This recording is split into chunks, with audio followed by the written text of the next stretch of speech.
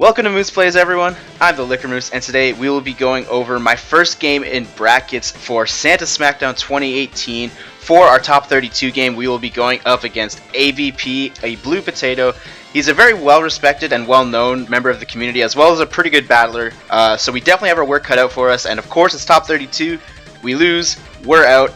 I definitely don't want to be done with this tournament yet. I want to make it as far as I can and possibly win, and obviously I'm going to have to go through a lot of stiff competition to do it, and ABP is absolutely no exception to that. So let's go over the team that he drafted. So he drafted Megaane, Zygarde 50, Gengar, Bronzong, Shaman, Alomamala, Diancie, and Archeops, with his Z-move user being Zygarde 50. So there's a lot of big threats on this team. Megaane, as we already saw again, my game versus Ches, Megaane causes a lot of problems for my team. I have to run Scarfers to revenge it. I mean, I guess that's normally what happens with Megaane, but I don't know. I feel like it's more so with this one because there wasn't like that big speed gap that like there was in my game against Ches. Anyways, Zygarde, obviously a huge setup threat. Luckily, I have one of the best counters to it in the game, so I'm pretty lucky with that. Gengar's always dangerous. Bronzong is actually relatively tough for my team to break, barring Blacephalon, basically. And yeah, and then he just has a bunch of other solid stuff to round out the core. Archeops low-key scares me, I'm not going to lie. I really hope he doesn't bring it. But yeah, that's enough about his team. Let's just go right into the team that we built for him. So first off, this is probably one of the best Zygarde 50 answers you could ask for in the game in Flame Orb Melodic. With max physically defensive with the Flame Orb with Marvel Scale, like even a Z move isn't KOing. There might be a chance, I don't remember the calc, +1 Z Dragon definitely doesn't KO us. There might be a chance that +2 KOs us. I honestly don't remember, but this is one of the best 1000 arrow switches in the game you could absolutely ever ask for. Recover, obviously for recovery, Scald just for general stab, Ice Beam to hit specifically that Zygarde, but also nice to hit the Shaman, because I'll be honest, that's kind of it. Just looking at what I brought to the table, it's kind of looking like the Shaman's kind of looking like an issue. And then we have Toxic, because he does have like a very like fat core in terms of like the Aloe and the Diancie together, and then sort of the Shaman, even though it has natural cure. But just with even the Diancie and the Alomamala, it's definitely worth toxicking either one of those things. So yeah, pretty straightforward melodic. Next up we have Taunt Bait Skarmory. His only hazard remover, and I kid you not, is Defog Archeops, and regardless of whether he brings Archeops or not, it is definitely not defogging in this match. I don't think Archeops should ever defog. So anyways, it was pretty clear that I wanted Hazard Stack. Roost obviously for recovery. And then I was going back and forth between Taunt and Whirlwind for the last slot, but in the end I decided on Taunt. I thought about Whirlwind in case, like basically because there wasn't really a whole lot stopping Zygarde from setting up in my face if I didn't have Whirlwind, but Taunt in the end ended up being better just to stop potential like lead rocks with either Bronzong or the Diancie, or even like Toxic on the Alomamala or something like that. I thought Taunt was really good on this. Obviously we're physically defensive because even without leftovers, we cannot be 2-hit KO'd by anything that Adamant Lopunny wants to throw at us. And then obviously we have Rocky Helmet to kind of damage it back as we go for Roost. So yeah, again, pretty straightforward Skarmory. I don't remember if it's the exact same set I brought against Ches. I honestly don't remember. But either way, something similar that we brought against Ches is our Choice Scarf Raichu, because we need to outspeed his Mega Lopunny, like straight up. Yeah, there wasn't really too much stopping the set, there wasn't too much thought of the set. I needed to outspeed it. His only ground type is Zygarde, so I can definitely run HP Ice pretty safely. As it's also noteworthy that this outspeeds Lopunny, but it can also outspeed Zygarde at +1, which is huge. So yeah, Hidden Power Ice for the Zygarde, Volt Switch for Momentum, Thunderbolt for just stab, and then because I could not think of a different move, like Surf wasn't really needed. Like you could argue kind of for the Diancie, but I mean, if he switches Diancie in, like if it ever gets to a point where Zygarde goes down, he's gonna switch Diancie in on this. I'm just gonna Volt Switch anyways. So yeah, I thought about Signal Beam for Shaman. It didn't do too much. It did like barely more than Hidden Power Ice did anyways. But then I realized that knockoff on it can actually, if he's like straight offensive Gengar without any bulk investment, or I guess with minimal bulk investment, double knockoff can actually 2-hit KO Jesus, offensive Gengar, that's what I'm trying to say. So knockoff was fine there, plus it just has the good general utility of knocking off items, so that's always good. Next up, we have a dedicated Gengar answer. It's very unclear of whether ABP is going to bring the Gengar at all, because Drapion is definitely one of the better Gengar checks in the game. But I always figured just better to be safe than sorry, because even with this set, we can pivot into Shaman relatively well and then threaten it out with a pretty strong poison jab, so that's always good. And then again, knockoff for it's just like one of the best moves in the game. We have Pursuit to trap that stupid Gengar, and then Ice Fang, so that way Zygarde doesn't get any ideas of setting up subs in front of our face. And yeah, we have enough special defense and bulk with the Assault Vest that we cannot be 2-hit KO'd by anything that Specs Gengar wants to throw at us. So basically, then like the closest thing he has to 2-hit KO us is with Focus Blast, obviously. Maybe no, I guess the rule for Hidden Power Ground would be the same. So realistically, it shouldn't be anything can KO us. So basically, he either has to have Hidden Power Ground or he has to hit 3 Focus Blasts in a row, which is pretty unlikely. Like he's got to get pretty lucky. Which, I mean, granted, it's part of the game. So if it does happen, a little tilting for me, but I can't complain about it either way. But yeah, in my opinion, relatively straightforward Drapion set, and definitely had to come. Next up, Mega Gardevoir. Again, like his switch-ins are very like clear. Bronzong can pivot in pretty nicely, Diancie can pivot in pretty nicely, and so can Alamamala. Everything else doesn't necessarily want to take a hit from Mega Gardevoir. So Hyper Voice is pretty self-explanatory. It's like the only reason, not the only reason, but like the main reason to have Mega Gardevoir. Shadow Ball is here over Psyshock because his 2 fairy resists are weak to Ghost, and Bronzong is the more likely switch into Mega Gardevoir than his Gengar is, and Shadow Ball was definitely better for Bronzong. So I've just figured I better I'll cut the coverage on it. We have enough we have enough special attack investment that we do guarantee Oko Gengar with Shadow Ball, so it's all good. And then we have HP Steel. Like I said, we don't really do a whole lot to Diancie, and even if his Diancie is not offensively invested, his Diamond Storms can still do a lot to us. So Hidden Power Steel can guarantee 2-hit KO, especially defensive Diancie. And then we have Substitute in the case where if he has the Bronzong, it's definitely going to be his dedicated switch into this. So on a switch out, I can sub up, or if he just decides to like get aggressive and switch in something else, then like if he gets aggressive predicting a double or something and he switches in Lopunny as I go for a sub, that Lopunny is definitely dead to Hyper Voice. So sub is pretty no drawback on this, so I'm pretty happy with this. And finally, we are actually bringing dual Scarfers against him because Mega Lopunny's a big threat and +1 Zygarde's a big threat. This was another one where like it was kind of a mind game because, like I said, I'm not too sure whether he's going to bring Gengar or not, because I do have a really good check to Gengar in my Drapion, and because he has Gengar, it potentially means that Blacephalon doesn't do all that well if he isn't, if he isn't Choice Scarf himself. So I basically just decided, like, over like Diggersby or Noivern coming, I figured like just covering for the potential Zygarde setup was definitely better.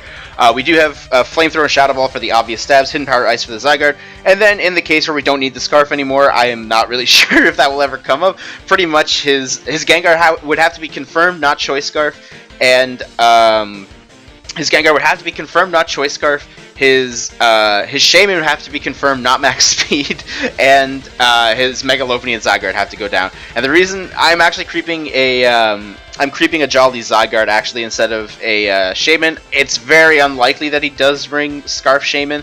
So even if he does bring max speed, then with a Scarf, it doesn't really matter. I still outspeed him. So yeah, I just don't see him bringing Choice Scarf Shaman, let alone max speed Choice Scarf Shaman. So yeah, that's the team. I really like this build, and yeah, let's just hop right into the battle. And welcome back to the battle, and as we see on the screen, ABP has decided to bring Gengar, Mega Lopunny, Alamamala, Zygarde, Shaman, and Diancie. Not really sure where his Diggersby switch-in is, but that's perfectly okay.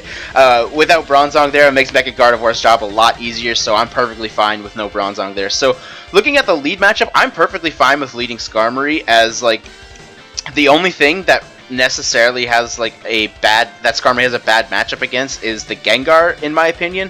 Or, I guess, the Zygarde.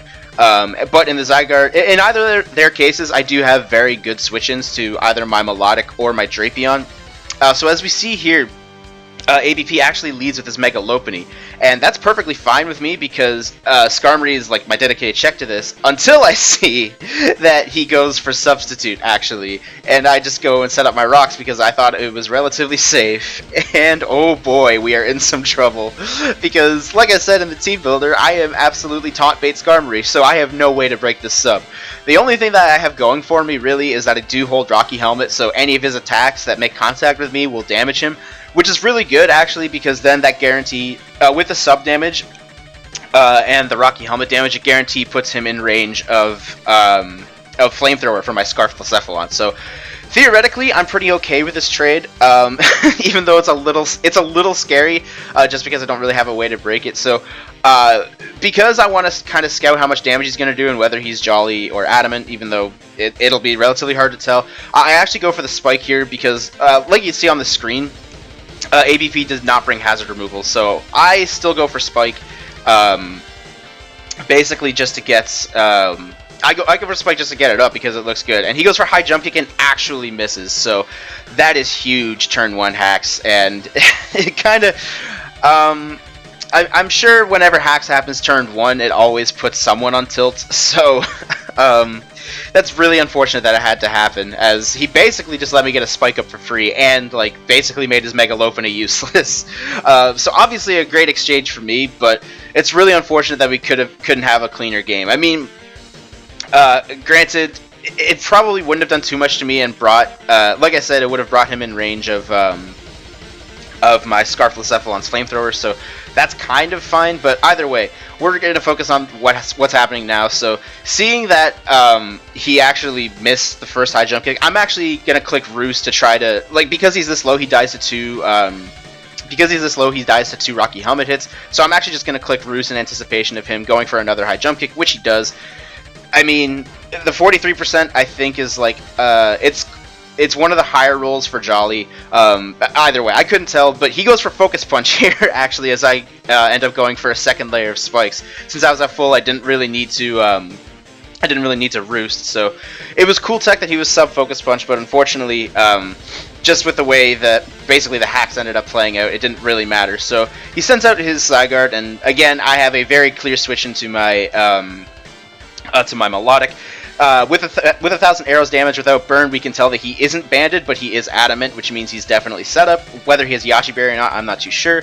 I'm going to recover here as he does switch out into Shaman, which is a really good switch on his part. And like I said, Shaman actually is kind of annoying for my team to deal with. So I do pivot into Skarmory, which is definitely the thing that is best suited to take hits, but unfortunately he misses the Leech Seed. So seeing that he showed Leech Seed, I'm actually going to go for the taunt here just in case he has like Synthesis or something like that. But he actually goes into Gengar, and once again I'm going to pivot into like my dedicated check to the Gengar, which is the Drapion. But ABP does decide to double at predicting that into his Zygarde. I could Ice Fang here and potentially knock this out, but just in case he goes for 1,000 arrows, I just decided not to play around with it. Basically, no, excuse me. And as we do see here, he does decide to set up with his Dragon Dance, and I have no fear here unless he's Yachi Berry. Ice Beam knocks out here, and nothing he can go for a +1 knocks out Melodic. As we do see here, he actually does reveal that he is in fact Z Dragon, and as we see here, Melodic just chewed that hit, and we go for the Ice Beam, and we take down the second big threat. Already in this game, the two biggest threats to my team are gone, so I'm feeling pretty good. As we do see here, ABP does send out his Shaman. Once again, I'm sending my Skarmory out because it's the thing that can pivot into Shaman easiest, as ABP does decide to go for the Seed Flare. With that damage, he reveals that he's actually not specially attack invested at all, so I'm pretty okay with staying in here, theoretically. I don't remember if Hidden Power Fire killed. It might have been a chance that I didn't calc it, but to be fair, if he's Sub-Seed, or if he's Leech Seed, I don't think there's a really high chance that he has Hidden Power Fire. Once again, I'm just going to go for my last layer of spikes to get the max amount of damage off, because if it comes down to it, Aloe can potentially, like, Aloe and Diancie can kind of switch back and forth to get back health, essentially, so I want to punish that the most. I go into my Raichu here, because at this point, ABP has seen my entire Skarm reset, and he knows that I can't touch Shaman. So basically, I have to change something up. But he does make a good read and goes for the Leech Seed on my predicted switch out. So I don't really get aggressive, but Volt Switch theoretically wasn't gonna do too much here. So basically, my thought was like, I kind of get aggressive, expecting ABP to get a little aggressive. I actually predict his Gengar to switch in, or even his Diancie, I guess would be fine. Like, I basically predicted him to switch out, and I actually clicked knockoff. But in the case where he does stay in, as we do see here, he does. We at least get rid of his leftovers, so a little bit less passive recovery. But as we do see here, Scene Flare does a bunch of damage. But without oh my goodness! With his Lopunny and his Zygarde gone, I wasn't really too worried about letting my Raichu go down, considering that my Melodic can assumedly 1v1 this. Now here is a pretty big turn. I obviously can't. Since I know that I'm Scarf Blacephalon, I obviously can't knock out the Shaman. The Shaman is shown to be relatively, I believe, physically defensive. Yeah, I believe he's like relatively physically defensive. So unfortunately, he does have a little bit of special bulk, and I can't knock this out from full. So predicting what I predict to be Alamamla switch, and I'm actually going to double into my Melodic and plan to get a recover off. As we do see here, we switch out, and we actually get the prediction correct. So we have a relatively free recover here, because I still want to use this as a pivot, because Diancie kind of looks like it looks slightly problematic, but ABP does switch back into his Shaman on my recover, and I believe I just go back into my Skarmory here. I don't remember. I don't think I risk my Drapion here. Yeah. Oh no, I go into the Blacephalon. Right. That's my mistake, because even with the Leech Seed recovery, he was in range of after Leech Seed, he was in range of Flamethrower after that. As you do see here, ABP does switch into his Alamamla, and I go for Flamethrower, and holy crap, that did nothing. He was like that damage basically revealed that he was like max specially defensive plus Assault Vest. So he was really, really worried about both Blacephalon and Mega Gardevoir for sure. But yeah, but seeing that if he's Assault Vest, that means he has like no status moves, which means my Melodic pretty much gets a free switch in on this every single time, so I'm going to go for that. As you do see here, ABP goes for a knockoff and knocks off my Flame Orb. Again, just one of the best knockoff switches in the game once the Flame Orb goes off. So I do click the recover button here because I do want to stay at relatively high health. As we do see here, ABP switches into Diancie, and this is pretty fine because assuming I'm basically assuming that I can 1v1 this Diancie with my Melodic. As you see, he sets up rocks, which shouldn't be that big of a deal since he doesn't also have access to spikes. I do click Scald here to try to get some damage off and basically weaken this Diancie for the end game, potentially for Blacephalon to sweep. He does show Heal Bell, which is fine, and here I'm going to get a little aggressive, seeing that my Scald did a lot to this Diancie, I'm predicting ABP to switch into a Shaman on the Scald to either get off a Synthesis or get off a Seed Flare on this Melodic, because otherwise this Melodic looks to be a huge pain in ABP's ass. So I'm actually going to predict the Shaman switching and click Ice Beam here, and we actually get the prediction right. And after all the hazardous damage, this Shaman is going to drop to the Ice Beam. And yeah, that is one huge problem for my team out of the way. And now, the end game is pretty much in sight. His really only offensive pressure now is Gengar, which, again, I still have my Drapion very, very healthy for. As we do see here, ABP, I believe, goes for the Sludge Wave. Yeah, so that, that did nothing. So I go for the Pursuit to pursue his ass. He goes for the Will-O-Wisp, actually, so I do a lot less. This should theoretically die, barring he has Colbur Berry, but that's still perfectly fine. I'm still going to click the Pursuit button because I'm not letting this thing survive or letting him get an extra sack or anything like that. So yeah, I'm just going to click Pursuit, and we're going to see this, Gengar drop. And yeah, this end game is pretty clear now because he will send in the Diancie, but it is even in range of even when I'm burned, it is in range of Poison Jab. Obviously, a 4% is not going to live too much. So yeah, down goes the Diancie, and now all we have to do is click knockoff with our Drapion. That's the Pokemon. Now all we have to do is click knockoff, and yeah, now it's guaranteed in range of oh my goodness, of Mega Gardevoir's Hyper Voice. I just let this go down by clicking Poison Jab in case, like, for whatever reason, he he prepped like whack ass. I've seen AV Stealth Rocks before, so maybe he was like predicting knockoff and had AV Wish. But either way, I wasn't gonna risk Mega Gardevoir considering that's the thing that wins me the game at this point. So I do just click Hyper Voice, and yeah, we defeat ABP and move on to the top 16 of Santa Smackdown 2018. GG, Abe Blue Potato. You put up a good game. It was a really fun game. Unfortunately, the hacks at the beginning. Again, it was like turn 2, so it's really hard to Theorymon all the way back from turn 2. But I'm sure like the mental effect is always there, so I'm sure he got a little tilted, which is really unfortunate because I would have more so liked a clean game. But I mean, hashtag retake those. That's a horrible hashtag, but that's perfectly fine. But yeah, so we advance to top 16, and for our next bracket play, we will be going up against Levin Ma, who ended up beating Baby Eric in his match, which was, in my opinion, I think a big upset. Eric was definitely one of the better players in this tournament. But either way, we go up against Levin Ma, so keep your guys' eyes out on the channel tomorrow for when that match for top 16 goes live. And thanks for watching, and we'll see you next time.